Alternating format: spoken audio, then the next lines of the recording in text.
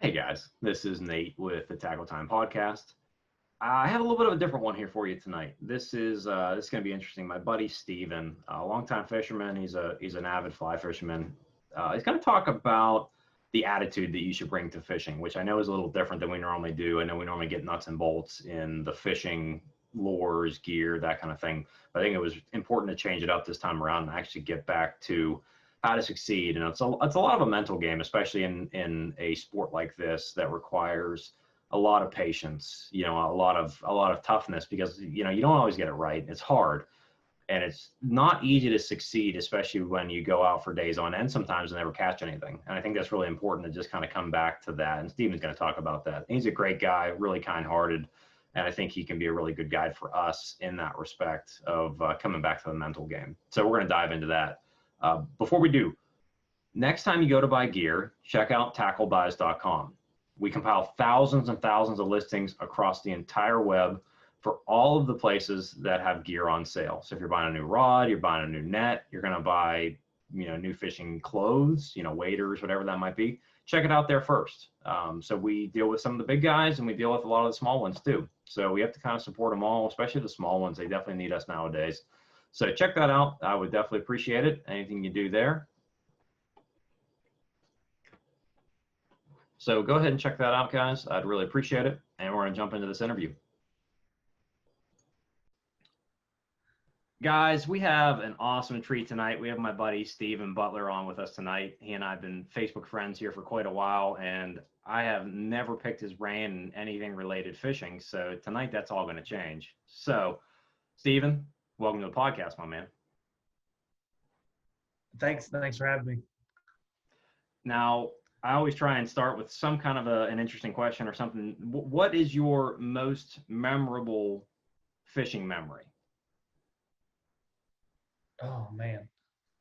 Honestly, so I've got like four that haunt me that are like three that haunt me and one that is a good memory. Okay. Well, take your pick. The furthest back one, do what? I was going to say, take your pick.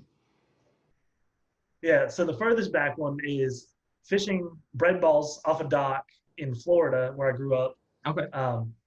Just catching bluegill, but as I was catching a bluegill, I had two monster bass just trying to eat my bluegill, and me lifting it up out of the water, kind of letting them play with it, but like at the same time thinking, if they swallow this, I don't know what I'm doing because I'm like a little kid by myself, But yeah, that one I can still see them coming after that bluegill in my mind right now. Wow. Yeah, that's wild. It was a good time. So you grew up in Florida. So how did that work out, and how did that kind of shape your fishing journey? Because I can only imagine what it's like to fish from Florida. Yeah, so a lot of black bass and bluegill. When I moved up, so I'm in Tennessee now, and when I moved up here, I had to relearn how to fish because down there you can catch fish in the gutter. You can pull them out of the sewer. It's not a big deal. Oh yeah. But like lots of back then it was a lot of spinner baits and bread balls and worms and some swim baits and getting an alligator every once in a while to eat your stuff and then having to break that off. So oh man, it was a good time. Oh boy, I don't know if I'm ready for that. I got to get down there and fish a little bit, but that's going to be a changing world, that's for sure. At least for me, from where I come from. So if you're not used to gators, it's a little a little sketchy. Yeah, that's not for me, not yet anyway. Yeah. So you're in Tennessee now. So how has the fishing changed? Obviously, you were from Florida when you were younger. You moved to Tennessee. How did that all change? And then you said you had to relearn. What do you mean? Yeah. So fishing down in Florida, mostly I was just pond hopping. Tons of backyard or ponds in the neighborhoods or lakes. So I did a lot of that fishing for bass. And then when I moved up here, there's not as many just ponds everywhere to go fish. You can't just pull up into a subdivision, go out and catch a 5-pound bass. Yeah. A lot of it's moving water here. So it's clear creeks with rocky bottoms, lots of really good smallmouth. And that's what I started focusing on when I first moved up here was catching smallmouth. And then, it's progressed from there to I've gone out for muskie. I haven't gone after them. I've got a couple of buddies that guide, but they big striper and then trout, and so and kind of being here, we're really centrally located, so I can get out and I can shoot over to the mountains and go get in the Smokies and catch Yeah. tiny little brook trout, rainbow Mhm. trout, or I can go catch smallmouth or carp. Carp are a fun fish to get after too. Yeah, for sure. For sure. No, the few So that I've caught are always it's like a tank pulling you, because I fish from a kayak, as I mentioned to you. yeah, Even a somewhat of a smaller carp is still a powerful fish. They'll drag you all over the place. yeah, So kind of and they like, don't build up lactic acid, so they just keep pulling. oh wow, I didn't know that. Really? Yeah, yep, and they have 4 lateral lines, so super sensitive. That's why, I mean, if most of the time you're like slinging bait out there Mhm. or like a dough ball, but so we do a lot of like fly fishing for carp and trying to get that fly presented to them to where they come across it and then eat it without spooking them or them denying it, and then Wow. catching that take fast enough to set the hook, and then now Jeez. you're on for the ride too. Wow. Okay. I didn't even realize people fly fish for carp. That's a new one on me. Jeez. Okay. It's it got real big a couple years ago, and I don't know if it's like petered out or anything, but it's once you do it, it hooks you. They're just stupid awesome fish to catch. Huh. Holy cow. Okay. I'm good with that. I'll have to try it. I've never fly Yeah, fished. That's going to be on the list one of these days. I got to get I have to get spinning and all my other fishing down first before I even venture into fly. So that's going to be down the range a little you just ways. bypass it all, and then you go straight to the fly. So I'm so you said you mostly fly fish now. Is that correct? Yeah, 90% of the time probably. I mean, I don't have any problem, picking up a bait caster and going, or a Zebco, throwing rooster tails or even drowning worms. I mean, I, I'm not a snobby fisherman. It's the method I've learned to prefer. You get to tie your own flies. It slowed me down a lot and made me kind of just appreciate a Gotcha. lot of just being out there versus, the grinding to catch that one fish. Absolutely. Absolutely. No, and that the whole sport is supposed to be enjoyable and something you actually like instead of another job or something like that. So I totally agree. Right. So is you mentioned trout. Is trout what you typically like to fish for, or is there something else you mainly go for? What are you mainly after? I'm sorry, my internet's terrible. Say that one more time for me. No, that's fine. So you said that you like to fish for trout. Is that what you would mainly go for if you were to just go out? Is that your favorite fish to go after? So no, yes and no. I guess it depends, right? What I fish for most often is just these little tiny long-eared sunfish in the river that's right here. Okay. I'm just throwing a little dry fly and letting them hit it. And then it's carp and smallmouth. Okay. So with the trout, there's like a couple different ways. If you go to the Smoky Mountains, that's all like freestone rivers. They're wild. Well, a lot of times they're wild if you get higher up. And Hmm. then the brook trout are native. Yeah. Versus, we have the Caney Fork here and the Elk and a couple other places where they stock trout Okay. and they're tailwaters. And generally, the way to catch those is like drifting nymphs under a bobber, and I can't stand it. And now they're all full of people on kayaks Yeah. and canoes, and so it's trying to fish and dodge people. It's just, but I did just get back from Idaho. We were out there fishing for cutthroat out on Oh, okay. like wild freestone rivers, and that was, if I could do that every day, I would. Wow, that's all. Now, speaking of those little sunfish you caught, you posted two gorgeous pictures of these two little fish you caught. I'll have to put those down in the show notes or in the blog post so everybody can see them. Obviously, they were gorgeous. Probably two of the most Yeah, gorgeous little sunfish I've ever seen in my entire life. They were beautiful. No, those yeah. things were Those awesome. are those long-eared sunfish. That's what I'm. I mean, I take my little rod, and even when we were throwing rooster tails and stuff, Mm, just bluegills and sunfish. The sunfish family is like everything you'd ever want in a fish, right? They hit lures, they hit things aggressive, yep. they're mean, they like fighting. They just Yeah. aren't very big. No, They're and just small. they are fun to fish for, and especially I know like a little kids start on them with a little worm or a dough ball or something like that. But no, they are fun. When you can't catch anything else, you can always rely on the sunfish. I think so. That's right. It'll save your day. Yeah, absolutely. So we were going to talk about tonight, your suggestion, which I think is a great one, is just the general attitude of fishing. And, and I think we can come at this a number of different ways, but I think I'll let, the expert here tonight being you, kind of start that conversation and see how we can jump into that. Like, how, what do you mean by that? And how can somebody kind of take that by the reins and start? So, I mean, for me, it's usually just setting expectations. I do it with hunting as well, right? Like I have a checklist. And so as long as I hit a check on that checklist, my day's been made. And usually that's going. Number one is just going, right? Yep. It's hard to have a bad day when you're out there just going to enjoy it. I agree. The fish are a bonus, right?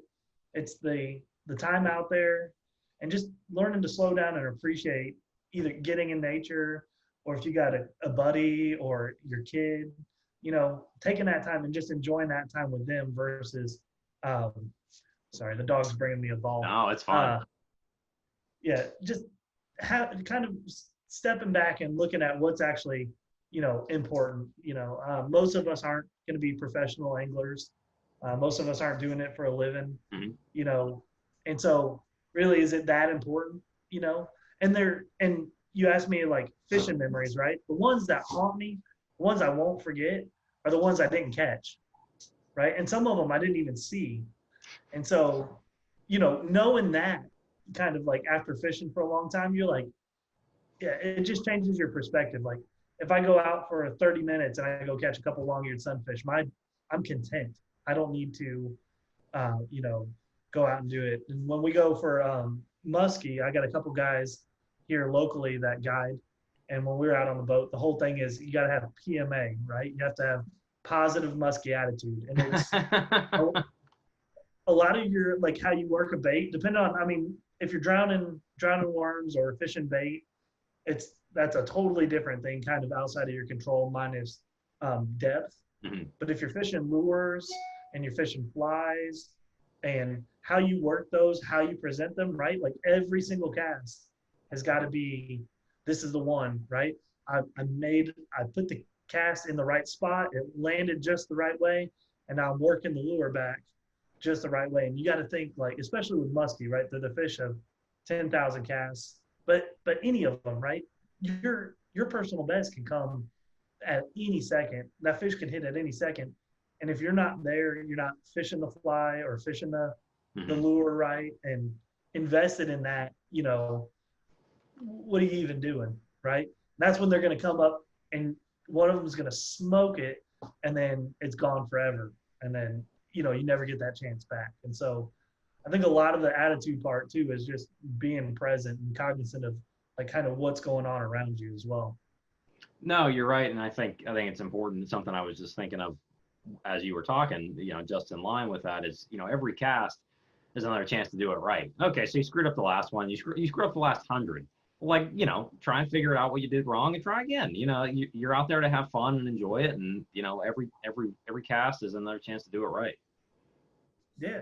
When you never stop learning either, right? Like, exactly. So yeah. Every single time the conditions are different. Fish want different retrieves. They want a different color. Maybe they want different lure. We get hung up on all the minutia, but like, it's really, a lot of it's more presentation. It's how you're fishing things. And so, knowing that, going into that and going, I might not catch a fish, but if I did all the things right, or I enjoyed my time out there, then it was a good day. It was a day worth going. That's all. That's a good reminder to me to try and just relax and enjoy it. So it's a good reminder to anybody listening. You'll get another chance, or you won't because you die, and that's okay too. Just is what it is, at that point. Oh, that's classic. Oh man, you might as well enjoy it while you got it, right? No, you're totally right. No, I agree. So just get out there, try again until you get it right, and then when you do it right, keep going for sure. Yeah. And just enjoy the process, right? I mean, that's really, what was it? Who was the guy that said, doing the same thing over and over again, expecting different results is the definition of insanity? Yeah, I think it might have been Einstein. Yeah, that's who I thought, but then I was going to say that, and then I didn't want to sound like a bigger idiot than I'm already going to sound like. So, oh, come on. Uh, I like self-deprecating humor too. So Yeah, you and I both. yeah. But like if you don't, that's what we do is insane. You're expecting something different to happen, and you fish it the same way every single time. But I think in the same process of that though is switching up retrieves, working it maybe a little different. And when you do catch the fish, it's hard, especially when like it's the first fish or you're still new to all this and you're not paying attention how you worked it back to you, but taking the time and working it consistently and realizing, okay, if you're fishing on the lake, kind of where was the fish holding? Are you on a point? Are you on a drop off? Is it super shallow up in the weeds? Or if moving water, is it at the front of the pool, the back of a pool? Was it just this tiny little depression, this rock? Like when you slow down and you take the time to appreciate all those things around you and then noticing where the fish are, I think it makes a massive difference. No, that you're right. I think it's hard, especially for someone new, to see all those little details because you don't know how to read, especially like in a lake or a pond you're not familiar with. It's really hard to try and read all those little signals. A lot of times, somebody new has no idea what even to look for. So it's like trying to make a definition for something you don't even know what the word is. You know what I mean? You can't kind of define it. It's tough, especially for somebody new. So you're right though, but trying to slow down and take stock of what you actually see, I think is really important. Yeah, I don't know if this is all mindset stuff like we kind of started with, but like there's so much information out there, right? And especially when you're new, gear is fun to buy. Tackle's a lot of fun to buy, right? Like the more stuff I can throw, the better. But taking the time, and so if you're going to learn how to Texas rig, take the time and Texas rig. If you're going to learn how to Carolina rig, do that. If you're going to throw crankbaits, figure out, where do those work or what options do you have available to you, and just learn that process instead of, I'm not catching anything, so I'm going to cut bait and go to something else, versus kind of grinding it out and trying to figure out how to make it work or, stuff like that. No, and you're exactly right, and that's exactly what I was trying to do with this podcast is to try and focus in on, like say one particular piece of tackle on an episode. So like 2 episodes ago we had gone fishing. His name's Alan. Talk about the Whopper Plopper. And it's just like you can't learn 12 different lures at one time. You can only learn one. And you kind of have to figure out how it works and put it in certain areas and it goes in certain places and it acts a certain way. You can't do that with 12 different things at one time. You can really do it with probably 1 or 2 Right. max. So it's like just like you said, you add one more piece to your toolbox, or in this case, it's a tackle box, but it's the same concept. Yeah, and I think it helps too, right? Like you simplify. If you only take the more I fish, the less I bring, right? Mm-hmm. So especially like when I was going to catch those long-eared sunfish, I had 3 whole flies with me. That was it. Oh wow. Like I don't need, if they're hitting that, they're gonna hit it. If they're not, it's fine. I'm gonna go out there and that's what I'm gonna throw. But I want to not necessarily be a minimalist to be a minimalist, but I get more enjoyment with the less clutter and less stuff I need to bring. Right, it makes it easier to get out. It's quicker to get out. Yeah, there's less decisions to make. You can fish a worm. You can fish a worm on the top. You can fish it mid, and you can fish it on the bottom. And all you need to do is bring another weight. And you can fish a worm throughout the water column. If you you're right. Like a worm. And so you don't need necessarily 15 different lures or something to take with you, or 100 different flies, or they weren't biting green but they're biting red. Well, it probably really wasn't the color, it was the presentation and the way you worked it as in front of that fish. Gotcha. No, you bring a good point. It's like throwing stuff you have confidence in. You're going to catch fish on things that you believe in because you're fishing it right. It's in your head how you want to fish it. So in that, do you have an idea, or like, going back to the mental side of things, like, just like you said, if you're confident in fishing one particular lure, then chances are you're going to fish it more often. You're going to fish it well. How would do you have advice for anybody trying to build confidence in that? How would how would you get started? I'm trying to, I try to make it pretty nuts and bolts for people who are listening in to try and, bring this back to like home base, so to say, so they can get out there and like go try it. So Yeah, I mean, I guess it depends on the lure and the time of year, Mhm. kind of. But like, it's just really putting in the time and learning how to one rig it properly. I think your knots play a big role in how lures and things are affected as well, Okay. and strength wise, but also learning, what can it do and what can it do, and then you got to get it in front of fish. I mean, the only way you're going to gain confidence in it is catching fish, and sometimes it means grinding it out. Me and a buddy went and floated one of the creeks here Saturday. Didn't catch, saw maybe 3 bass. I know there's Hmm. big bass where we were. It's just some days it's just like that. Yeah. And so it's committing to a process. It's really just kind of grinding.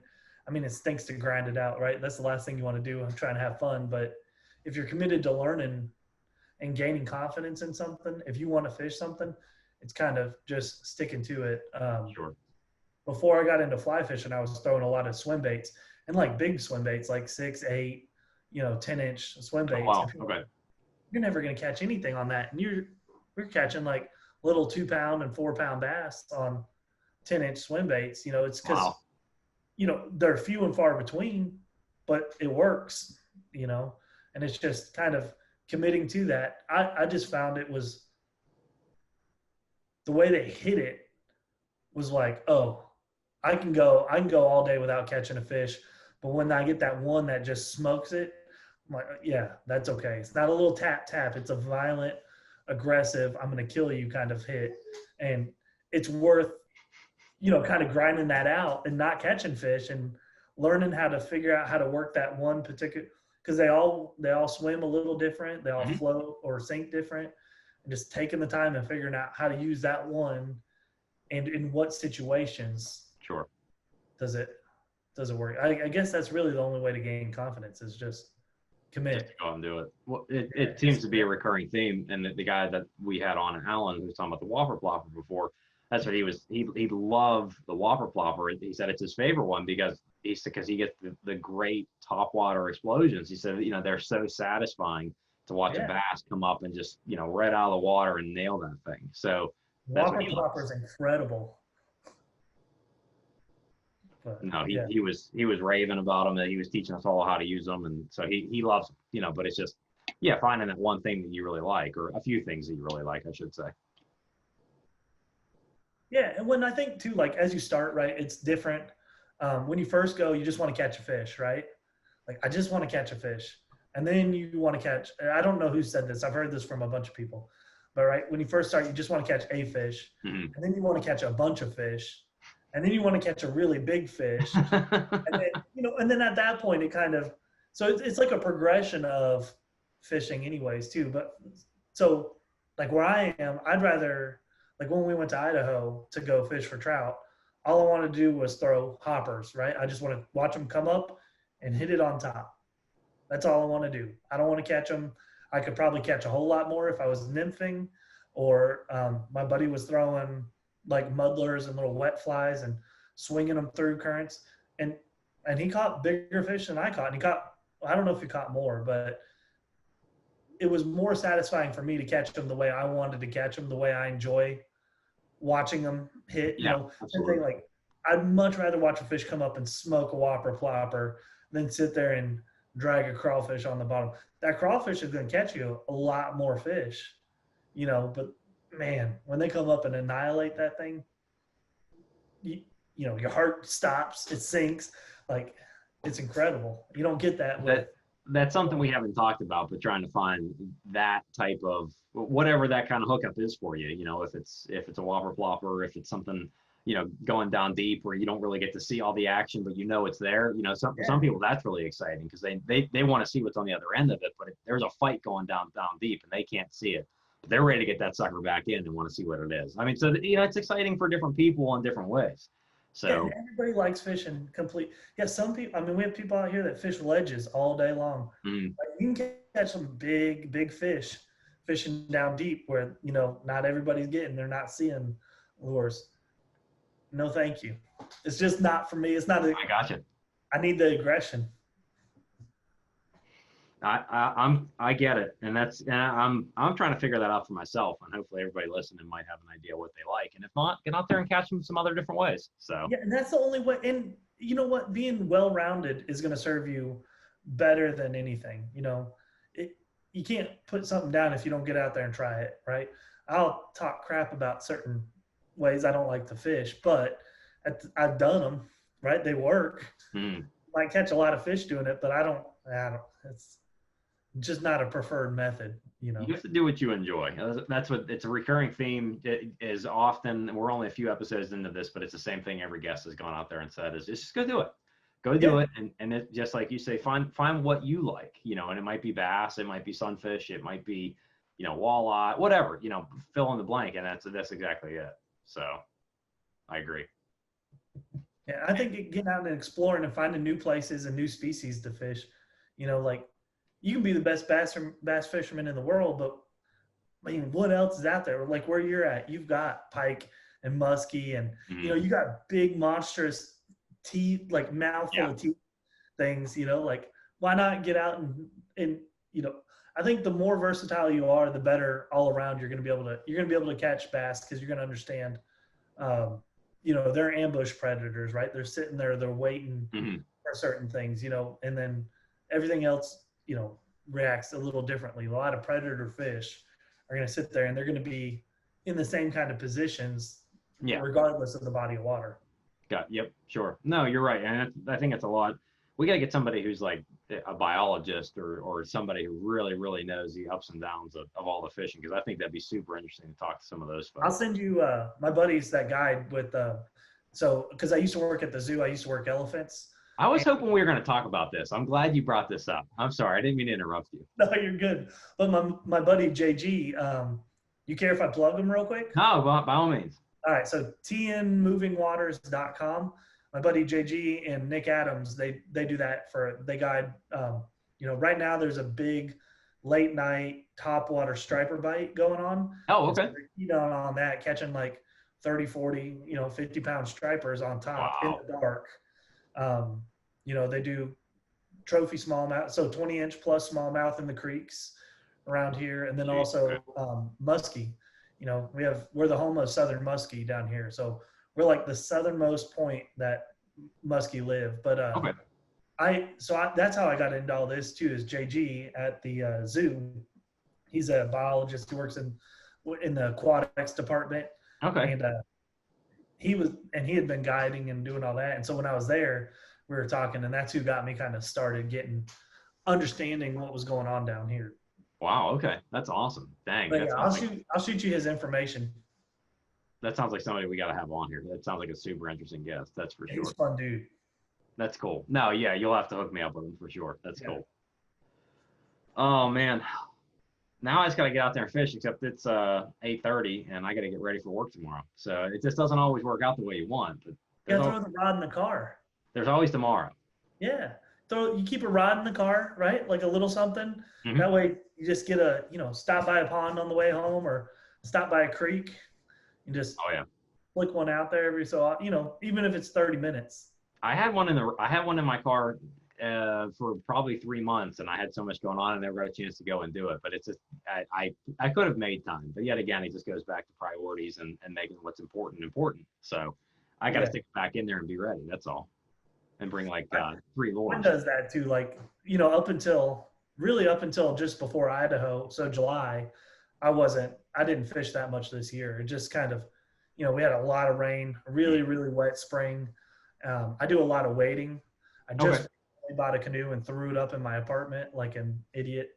Hung it from the ceiling because I didn't measure it when I bought it. I realized it wouldn't fit in my apartment.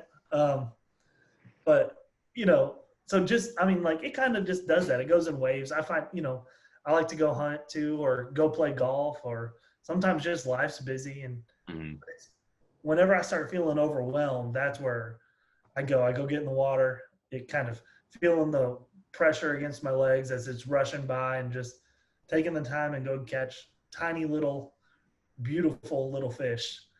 Just kind of like melts everything away, It's real simple. No, I love it.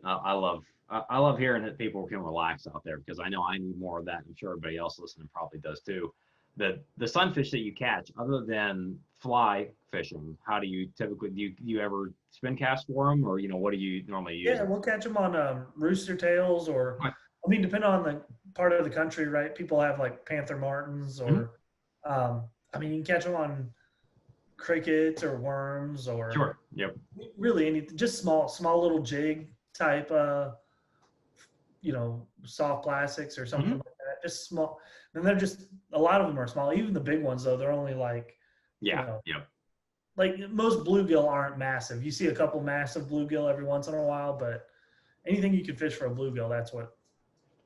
I I saw a young little kid on Facebook. He had to have been like 11 or 12, reeled in this like 5.5 pound bluegill. It was like as big as Yeah, my it was head. like this big. Yeah. Yeah. I'm like, man, damn, that's pretty good. So Yeah, yeah, no, I'm like I'm like there's something fishy going on in that pond. that's one of the ones where they just keep feeding them and feeding them and I feeding them. think so. uh, anything anything else that you can share with the folks listening about just general attitude to bring towards fishing, whether it's just try and have a good time, or sorry, I'll let you talk because Oh this is no, you're good, man. I mean, that's the biggest thing, right? And I don't think you're ever going to truly appreciate fishing until you teach somebody else. So whether it's your kid or, I've recently been teaching a couple of people kind of how to fly fish, and that's okay. frustrating as all get out because it's just a stupid sport or activity that makes no sense. It's ribbon dancing, but catching fish with ribbon dancing. It's wonderful, but it's like until you like understand the rhythm of it all, Mhm. it's frustrating as all get I out. can And so, imagine. but man, the best thing to do to really appreciate going fishing is just take a kid. You know, go buy some little blood worms and some hooks and just go drown some worms and catch some bluegill. And I think, you know, unless you're fish, none of us really need to fish to eat, right? Most of us aren't. Especially if you're listening to a podcast, you're probably, I don't care if you're making it or not, but you're probably not like relying on a fish to get. Most people for sure. Yeah. And so just taking the step back and realizing, this is for fun, right? It's enjoyment and it's a recreational activity, and just kind of step back, look at the big picture, and enjoy it. Somebody's going to burn your spot. That's going to happen, Yep. right? You're going to go somewhere and somebody else is going to be fishing there, and that's okay. That gives you a chance to go try a new place, or Agreed. Yep. Don't get yeah, stuck into one little spot. yeah. And when that's the big thing, right? Like, and I'm guilty. I do it all the time, right? You keep going to the same. You need to start once you find a spot that works. Probably just leave it alone for a little bit and go find somewhere else, because you're going to overfish it and then it's going to stop working. Yeah, You agreed. don't have anywhere else to go. No, you got to keep searching. There's Yeah. plenty of other places. You just don't know about them yet. Right. I like it. No, that's awesome. Thank you for coming on tonight. This was a good reminder just to try and get out there and just relax, just enjoy it, just enjoy the process, and just a reminder. I say it as much as a reminder for me as for anyone else. Every single cast is another chance to do it right, to present in a different way, to practice a knot that obviously broke off on the last tree you hooked into, which is what I do all the time. Yeah. But whatever that might be, fill in the blank, try again and try and enjoy. But I think that's the big thing, is just try and enjoy it, because that's how you keep going back out. If you don't enjoy it, you'll stop going. Period. Yeah. I think that, and get involved. There's nowadays. Do you have a Facebook group yet, or no? Not yet. No, not yet. Okay, but like probably when you start one, because I'm sure that's on the list of things. But there's Hmm. tons of groups out there where, you know, it's hard because some groups will bash other people for fishing certain ways, or not knowing, or improper fish handling. But you know Sure. what, get in there and start learning and absorbing information and being open to new ideas and new techniques. And we can all do better, I think, not just at catching fish, but like the conservation side of things, Absolutely. making sure you're not leaving trash, picking up trash, even if it's not yours, because Hmm. Agreed. you know we we've got to do a better job as a group. There's too many times you go to the lake or the river and there's worm containers and Yeah, string and hooks and agreed, stuff agreed. everywhere. And so, being involved and doing all that kind of stuff will give you that big picture too, and make you appreciate what you're doing. Community is a big thing that we always, I think, as fishermen, we seem to forget about. Everybody wants to protect their little honey hole, and they don't want to. I get it. They don't want to share their deep dark secrets, but I mean, I think, and that's the other part of this. What I wanted to do was try and build like I think of it as like a repository of fishing knowledge, because we have people who are in the sport that tomorrow might quit, and everything that they know is just gone. Or we have older folks who have been fishing for 20, 30, 40, 50 years. Some of them, you can imagine some of the knowledge that they know, that eventually isn't going to get passed on. And it'd be great to try and document some of that stuff, so the younger generation like myself, or even people younger than me who are just picking this up, can come to this and actually see like, wow, there's all this, here's where I can start. And that's kind of what this is all about. So no, you're right. We have to be a little bit more community based, I think. That's the key, or one of the keys. Yeah, I think a lot of that is like local tackle shops, local fly shops too. You want to talk about a wealth of knowledge. You go into those places with the right attitude and, um, an attitude of wanting to learn, but also asking the right questions, which aren't, where do I go fish? Like it's more of, can you point me in the direction of a type of water I need to be looking for? And then going back in and sharing what worked with because the guys at the shops, even at Bass Pro Shop, right? Like they generally have people that are fishing there. It's still a big conglomerate, if you go small, but you'll build community and all that kind of stuff with those people, and you'll gain more than you'd ever think. No, the small guys are a wealth of knowledge for sure. Man, this was awesome. Thank you again for coming on. I definitely appreciate it. We'll talk here in just a minute. But guys, this is us tuning off for the night. Thank you again, Stephen, for coming on. Definitely appreciate it. And one of these days we'll have you back. We can talk about some kind of tackle next time around. Absolutely. Cool, man. Thanks so much for coming on. No problem.